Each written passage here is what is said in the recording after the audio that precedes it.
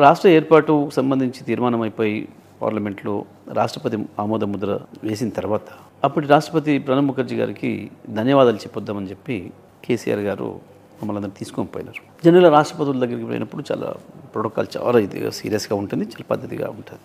జనరల్గా వాళ్ళ గీత దాటి రారు, వాళ్ళకు ఒక లైన్ ఉంటుంది, దాటి రాకూడదు.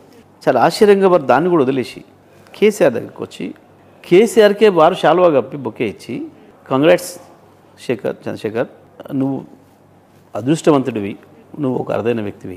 నేను చరిత్రను చాలా చూసిన, ప్రపంచ చరిత్ర మొత్తం చూసిన. ఒక లక్ష్యం కొరకు పని ప్రారంభించి, ఒక ఉద్యమాన్ని ప్రారంభించి గమ్యాన్ని చేరిన వాళ్ళు చాలా తక్కువ మంది. చాలామంది ప్రారంభం చేసిపోతారు, కానీ వాళ్ళు వెళ్ళిపోతారు. ఇంకో తరము 2 తరాలు 3 తరాల తర్వాత చేరుకున్నారు. కానీ వాళ్ళ లైఫ్ టైంలో వాళ్ళే ప్రారంభం చేసి వాళ్ళే పూర్తి చేసి సాధించిన వాళ్ళు చాలా తక్కువ మంది ప్రపంచ చరిత్రలో. అందులో నువ్వు ఒక్కడివి, నువ్వు అదృష్టవంతుడివి చెప్పేసి అని ఆయన చెప్పిన మాటలు నాకు ప్రతి క్షణం గుర్తుంటాయి.